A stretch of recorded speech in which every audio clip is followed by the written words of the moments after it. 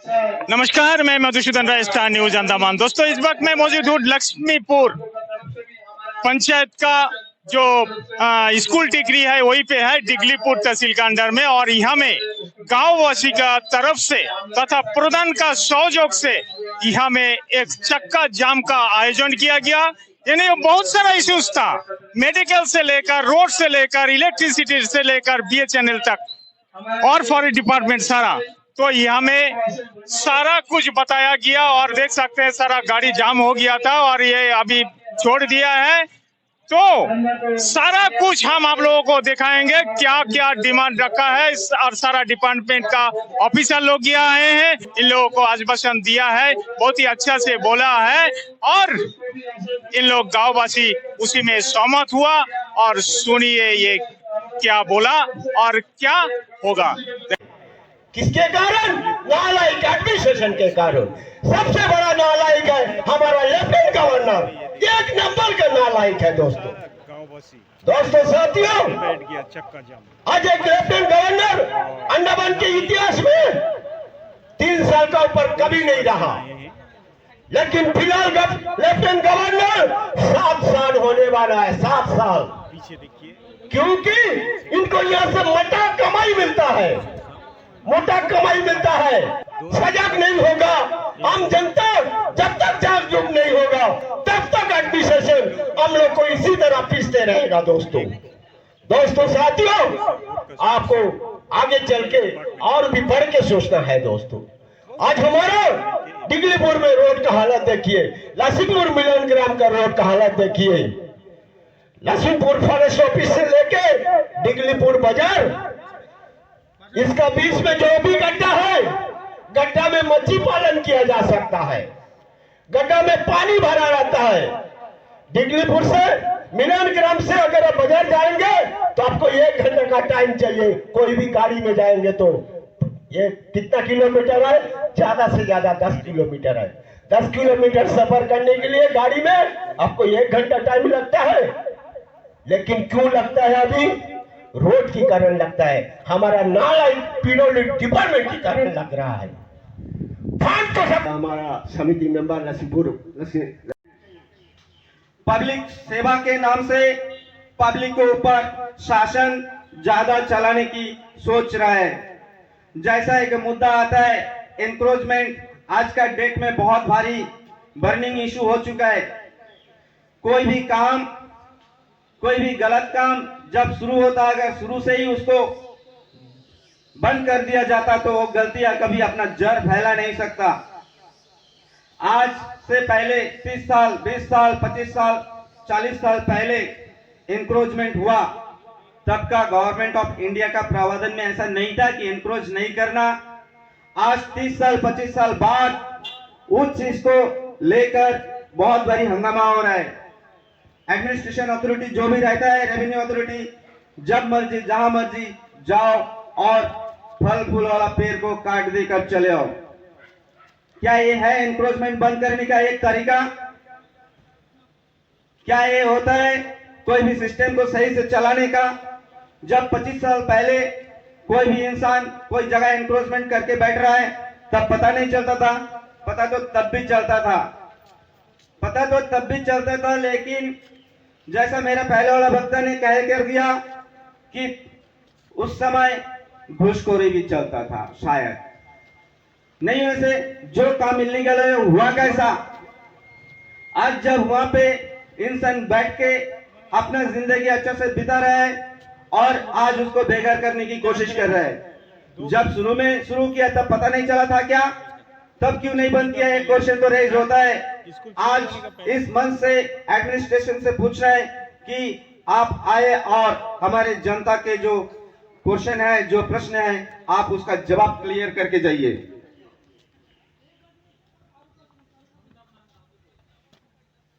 देखिए, ग्राम सभा में हमारे जो साधारण पब्लिक है वो आते हैं, अपना डिमांड रखते हैं और मिनी पार्लियामेंट्री सिस्टम के तहत वो अपना प्लान तैयार भी करता है। लेकिन उसके बाद उस काम के साथ कैसा छेड़छाड़ी होता ऑफिशियल काम का वजह से, जैसा एनओसी, एस्टिमेट बनना, टीएस होना। आज का डेट में 1985 में अर्थ कटिंग होकर रास्ता तैयार हो चुका है।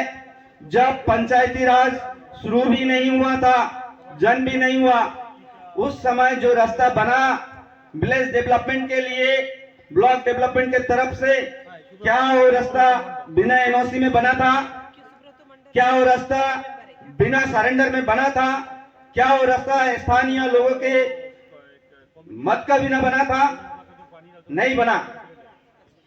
1985 40 साल, 45 साल, 50 साल एक रास्ता बन चुका है, वहां से आदमी चल रहा है कीचड़ में से। लेकिन आज जब पंचायत के द्वारा उस सारा रास्ता को पक्का करने की बात आता है, डिमांड उठता है, तब जो अथॉरिटी वो कहता है कि आप एनओसी प्रोवाइड कीजिए। एनओसी के लिए पंचायत के तरफ से जब रेवेन्यू में जाता है तो रेवेन्यू से कहता है कि आप एनओसी क्लियर करिए। अरे भाई, जब फर्स्ट टाइम वो रास्ता बन चुका था तब क्या वो बिना एनओसी में था? अगर उस समय एनओसी दिया था तो वो संभाल के रखने का जिम्मेदारी किसका? 1985 जब पंचायत का जन्म नहीं हुआ इंडिया में, तब का रिकॉर्ड अभी बोलेगा कि पंचायत को कलेक्ट कहां से करेगा? तो जिम्मेदार अथॉरिटी कौन है? आप लोग क्लियर करके जाइए। इश्यूज आज का डेट में रास्ता बन चुका है, डिगलीपुर टू हाथी लेवल कहता है कि स्टेट हाईवे 15 नाम के लिए असल में एक रास्ता है। जो भी हमारा ड्राइवर भाई लोग है, अपना छोटा मोटा गाड़ी चलाता है, टू व्हीलर चलाता है, रोड टैक्स भरता है। रोड में गाड़ी चलते समय अगर हमारा कोई भी पुलिस पर्सन उसे पकड़ लेता है तो उसके पास रोड टैक्स पूछता है, आरसी पेपर क्लियरेंस पूछता है। मेरा कहना है आज इस सभा के माध्यम से कि रोड टैक्स पूछने का कोई हक नहीं बनता हमारे एडमिनिस्ट्रेशन को, क्योंकि हम जो गाड़ी चलाता हो डाउट लगता है क्या वो रोड पे चलता है? क्या ये रोड है?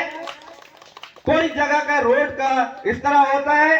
हाईवे है और जो नहीं है, जो स्टाफ है उनका, जो लाइन डिपार्टमेंट जिनका डिमांड यहाँ रखा गया है, कृपया सभी जो भी यहाँ से रिलेटेड है वो डिपार्टमेंट के जो भी स्टाफ है वो अपने अपने ऑफिसर्स को कम से कम यहाँ पे आके उनको अपना एक कमिटमेंट करने के लिए, क्योंकि इनका जो डिमांड है बहुत लॉन्ग पेंडिंग है, उसी के सिलसिला में धरना रखा हुआ है।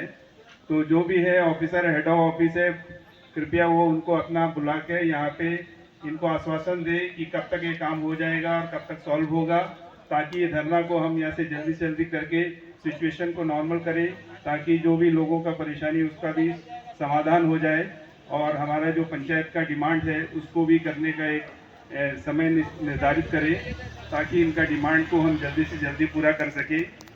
तो मैं फिर पुनः जो है, जो भी रेवेन्यू डिपार्टमेंट, फॉरेस्ट डिपार्टमेंट है और बीएसएनएल से है और ये सारे डिपार्टमेंट है, एपीडब्ल्यूडी है, एक कृपया यहाँ के ऑफिसर आए, यहाँ पे आके इनको आश्वासन दे।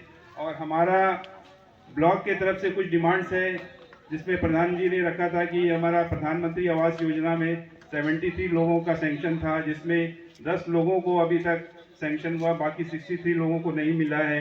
ये ऑलरेडी हम जो है डिस्ट्रिक्ट एडमिनिस्ट्रेशन में डीसी मायावंदर को भेज चुके हैं। फंड जो है मिनिस्ट्री से अलॉटमेंट नहीं होने के कारण जो है अभी तक सैंक्शन नहीं हुआ, इसके पीछे हम लग रहे हैं अभी भी। तो इसको भी हम जल्दी से जल्दी कराने का कोशिश करेंगे, क्योंकि हमारा तो जिस दिन से ये टारगेट दिया तब से हम कोशिश कर रहे हैं कि जल्दी से जल्दी हो, लेकिन एडमिनिस्ट्रेशन का जो फंड का एक इशू है, जो वो जल्दी अगर आता है तो विद इन 1 मंथ का अंदर भी हम लोग इसको कुछ जल्दी से जल्दी सैंक्शन देने का कोशिश करेंगे। और दूसरा जो मनरेगा का जो 2 इशू था, तो ऑलरेडी 3 वर्क हमारा यहाँ पे लक्ष्मीपुर के लिए, लक्ष्मीपुर में जो है ऑलरेडी सैंक्शन है, एक सैंक्शन है अभी 2,23,000 का एस्टिमेट का जो अप्रूव्ड है, इसको इमीडिएट स्टार्ट करेंगे। और 2 वर्क जो है हम ऑलरेडी डीसी के पास भेज चुके हैं अप्रूव, ये नवंबर एंड या दिसंबर 15 के अंदर इसको कोशिश करेंगे। एज ए एग्जीक्यूटिव मजिस्ट्रेट में सभी द्वारा जो है यहाँ पे उपस्थित जो लाइन डिपार्टमेंट के स्टाफ ऑफिसर जो है अपने अपने ऑफिसर्स को इन्फॉर्म करें और कृपया जल्दी से जल्दी आकर यहाँ पे लोगों का समाधान करें, ताकि हमारा जो ट्रैफिक डिस्टर्ब है इसको भी हम जो रिवोक करके नॉर्मलाइज किया जा सकता है और लोगों को आश्वासन देती कि उनका डिमांड भी जल्दी जल्दी पूरा करें। पब्लिक को एक साल में कम से कम 100 दिन काम देना ये रोजगार है।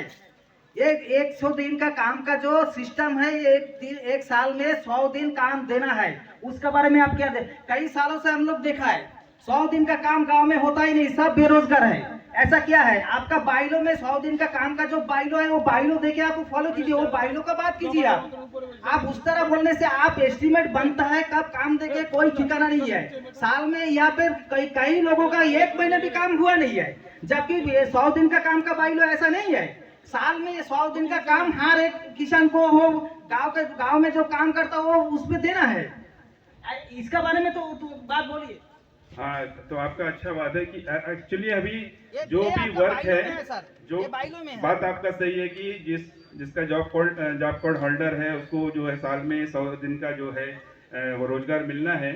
लेकिन इसके हिसाब से हमारा ग्राम पंचायत से जितना वर्क जो अप्रूव होता है उसके हिसाब से ही हमको देखना पड़ेगा कि क्योंकि अगर कम वर्क आपका अप्रूव होता है तो हम उतना एस्टिमेट वो हिसाब से बनाएंगे, तो वो हिसाब से हमको मैंडेट्स जनरेट होगा।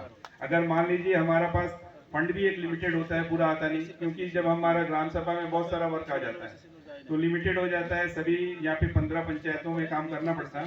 तो अगर ग्राम पंचायत में ज़्यादा से ज़्यादा वर्क आप अप्रूव करके देते हैं तो हम वो हिसाब से एस्टिमेट बना के काम करवा सकते हैं, ताकि हमारा भी कोशिश है कि 100 दिन का रोजगार सबको दे। जिसका जॉब कार्ड बन गया है तो उनको 100 दिन देने का कोशिश हम करते हैं। सर एक बात है हमारा, आप इसमें एक लिखिए जो इतना तारीख को हम लोग शुरू करेंगे, ये लिख के लीजिए जो हमारा दिसंबर 1 तारीख को हम स्टार्ट करेंगे। 6টা বাচ্চা যদি কোনো সাইডে আসে তখন তার জন্য ব্যবস্থা করা যায়। এখন 1টা 2টো বাচ্চা আসে তার জন্য করে না, সেইটা তো আপনি সারেন, কিন্তু এরপরে- দেখা যাচ্ছে আপনি 100 দিনের কাজ দিতে পারতেছেন না। এখন এই অবধি যে এই যে DSP 6 মাস 7 করে রয়েছে, কি করে কাজ হবে? 6-7 মাসে আমরা 1200 ম্যান্ডেট জেনারেট করছি আর 5,80,000 টাকার মতন আমরা পেমেন্ট করেছি, ঠিক আছে। তারপরে এই যে 3টে এস্টিমেট, একটা হচ্ছে 500 প্রধানমন্ত্রী স্কিম, আর এই দুটো যে ডিসি অফিসে আমরা 7/10/2024 পাঠানো হয়েছে, এর প্রসেস চলতে আছে। আর এটার কালকে আমি আপডেট নিয়েছি, ফাইল একদম জাস্ট অ্যাকাউন্ট অফিসার তারপর ডিসি টেবিলে মানে গো ব্যাক এবং तहसीलदार गो बैक तहसीलदार का मन मर्जी नहीं चलेगा तहसीलदार का मन मर्जी नहीं चलेगा। एक इशू है, आपने उधर का बीट ऑफिसर कौन है मालूम नहीं, वो बीट ऑफिसर को आप बोला जो निखिल मोजेंदर का उसको रेलिंग करने के लिए या कुछ बगे फुल पेड़ डालने के लिए, उसमें फाइल करता वो आदमी डेथ हो गया, डेड बॉडी मेडिकल से हमको दिया, हम लेके उधर जलाया, उसका अम्मा और भाई आने का है। तो आप कैसा डिसीजन दिया प्रधान का बिना नजर से आपका जो डिफेंस बीट ऑफिसर को जो फूल का चाड़ा लगाने के लिए रेलिंग डालने के लिए, हमारा अनुरोध है आपका बीटे से थोड़ा पहले हम लोग उसको उठा के लेके आइए, उठाइए फुल पेड़ उठाइए, हमारा वो के लाइन से उसका घर है, उसका मशीनरी सब है, लेकिन उसका घर से कोई चोरी होगा तो आप लोग का जो बीट ऑफिसर का बीट ऑफिसर नाम में कोर्ट में सीधा बात है। अभी भी सामान पड़ा है, सोलार पावर का मशीन उसका घर में पड़ा है लेकिन मजुमदार का, तो आज आदमी डेथ हो गया, आप कैसा परमिशन देता पता नहीं। अभी आपका जो लेबर है उधर परमानेंट लेबर है वो लोग झूठ बोला होगा, आपका बस आपका संग में हमको हमारे संग में लड़ाई होने के लिए ये भी हो सकता। हम फील्ड में गया देखा भी है, तो इसलिए हमसे अनुरोध है, आप पहले ही हम आज देखा आपको, लेकिन हमारा अनुरोध है वो जो रेलिंग डाला और जो आपको फुल पेड़ जितना गाड़ा उठा के लेके आइए। और रिक्वेस्ट और एक है, हमारा पंचायत में कोई भी फॉरेस्ट में हो, आपको रेवेन्यू डिपार्टमेंट में हो, कोई भी पेड़ में फल हुआ तो प्रधान से या हमारा जो PRI है बिना पूछ के आप लोग काटना नहीं, ये रिक्वेस्ट है हमारा। जो फल वाला पेड़ को काटना नहीं बिल्कुल, 1 साल 2 साल हुआ काट दीजिए, हम भी जाके बोलेगा नहीं, क्यों हम PRI 2005 से आज तक कंटिन्यू हम क्या है, इसलिए हमारा अच्छा से मालूम है, सबको जानता भी है। आप नया आया इसलिए आपसे जानता से जानकारी हमसे उससे नहीं, बहुत आदमी से आप नया है इसलिए जानकारी नहीं, ठीक है। आपसे हमारा रिक्वेस्ट है कि आप लोग देखिए, आप लोग फॉरेस्ट बचाना हमारा भी काम है, पेड़ पौधा बचाना हमारा भी काम है, लेकिन हमारा बात यही है जो पेड़ छोटा 1 साल 2 साल वो आप काट दीजिए, जो उनकी रोज की हम उसको जाके बोलेगा नहीं आपने क्यों काटा, लेकिन वाला फिर मत करना मत करिए। ओके, सबसे पहला आपको जो फेंसिंग का आप बोले, फेंसिंग हम लोगों ने किसी की जमीन पे नहीं किया। मेरा डायरेक्शन यही था कि हमारा जो एरिया है, जो फॉरेस्ट का वहाँ पे ऑफिस है, उसको फेंसिंग करने की, उसके चारों तरफ से फेंसिंग करने की। दूसरी बात, आप फूल का चारा लगाने का बोल रहे हैं, तो वो हम लोग नहीं करते। फॉरेस्ट स्पीशीज हम लगाते हैं, फूल पेड़ तो हम लोग नहीं लगाते। नहीं, तो वो हम लोगों ने नहीं किया होगा। अगर आप देख के आए, वो मुझे नहीं पता। फूल चारा लगाने का काम हम लोग का नहीं है। आपका बीटेक सर को बुलाइए। हम ये लोग सर नहीं एक बात लगाते। है, ये आदमी जो है ना झूठ बोलता नहीं कभी, जब भी झूठ बोलता नहीं, लड़ने वाला हम है। नहीं, फूल करने ठीक की है, बोला। कल हम जाएगा, फूल पेड़ हम लोगों ने नहीं लगाया है। अगर ऐसा कुछ है तो मैं चेक कर लूंगा। चेक करके वो निकाल दीजिए, हमारा रिक्वेस्ट है। नहीं होने से दोबारा इस सिचुएशन हमारे पास दिखाएं। सर रेंजर साहब से मेरा एक क्वेश्चन है, आप लोग जो पेड़ गाड़ते हैं, पर्यावरण रक्षा करते हैं, आप लोग एनवायरमेंट रक्षा करते हैं, तो ये पेड़ लगाने के लिए आप लोग कितना बाली काटते हैं, आप बताइए। हम लोग बल्ली नहीं काटते हैं। हम लोग नहीं, सुनिए, हम लोग नॉर्मली फेंसिंग वगैरह, बाम्बू वगैरह यूज करके करते हैं। सर 40,000 पेड़ लगाने के लिए 2 लाख बल्ली काटा गया आपका ये फॉरेस्ट डिपार्टमेंट द्वारा। वो अभी घोड़ा नाला बोलता है हमारे राधानगर का लास्ट, वो आपका पश्चिम सागर रेंज में आते हैं, तो आप लोगों का क्या परमिशन नहीं मांगता, खाली पब्लिक को मांगता क्या?